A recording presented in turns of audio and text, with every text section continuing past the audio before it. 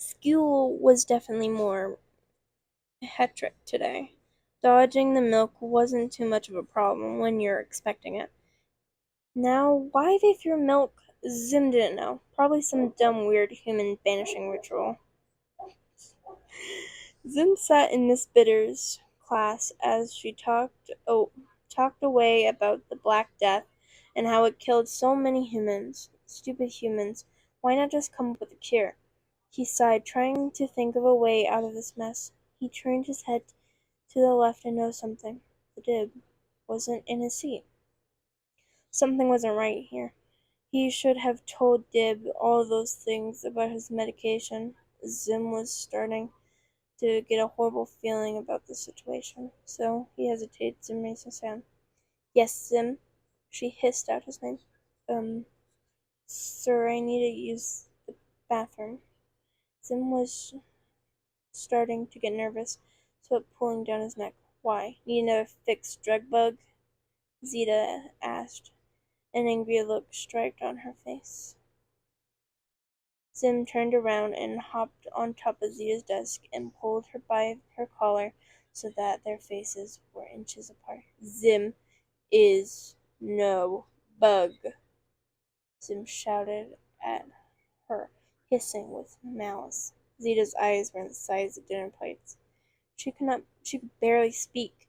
Zim never touched anyone if he had the choice. The most physical contact Zim had was from Dib. Zim seemed to notice this and just was Zita did and let go of her.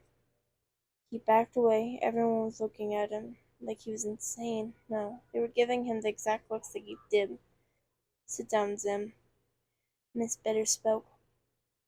Zim knew he was supposed to follow her instructions, but he couldn't bring himself to, especially with all those eyes on him. So instead he ran out of the classroom and ran out of school.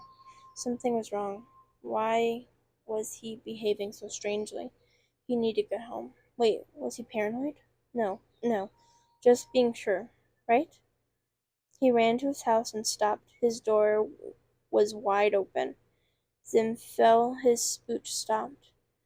He slowly made his way inside. Gur and Minimus were nowhere to be seen. Computer, where are my two henchmen? Zim asked, a little unsure. In the lab, making a mess. Zim shook his head. Of course, and Gur was probably the one to leave the door open, too. He shut the door and walked to his dresser. Computer, take me to the lab. The dresser lifted to show an elevator pad. Zim stepped on it and lowered it to the lab floor. The computer was right. They were Gur and Minimus throwing a party with pigs and other stray street animals. Zim felt his blood boil. Gur, Minimus, what is the meaning of this? Oh, hi, Master. Me and Damus,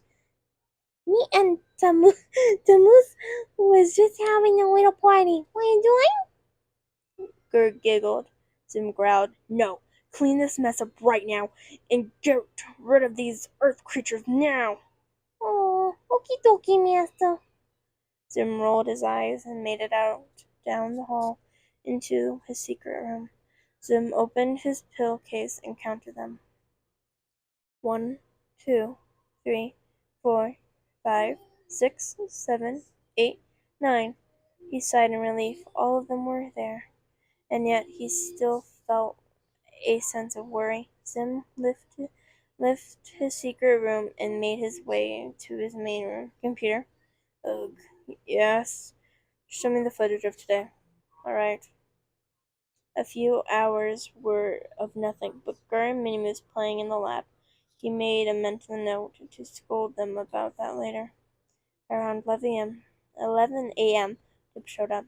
How did he get in? Zim could fameth, so instead he watched. Dib was making his way down the hallway when he looked up and spotted the camera. Dib then smirked and disappeared. Zim sat there in shock and the camera fused up and Dib was just gone. That rat! He must have hacked into my cameras and made them replay old footage! Zim screamed. I hate him! How dare he sneak into Zim's base! or when I get my hands on that filthy child. Sim sighed and put his hands on his face. He felt sick, like really sick. He ran into the cleansing area where he be where he promptly threw up in a waste bin. Sim was shaking. He slipped off his uniform and climbed into the cleansing tub. The ooze removed any and all bacteria from his body, and yet he still felt filthy. He curled up and tried to calm down. He wished he had a cleanser for his brain, but since he felt like he needed to be there while he might as think, tomorrow is Wednesday. That means I need to go back to school and face those humans. Zim shouted. I'll pull through. It's Dib I'm worried about. I still have no idea what he did down here. I wish I could hear and find out, but the schools are already suspicious of me, so I can't miss another day. Zim sighed and decided just to lay there a little longer.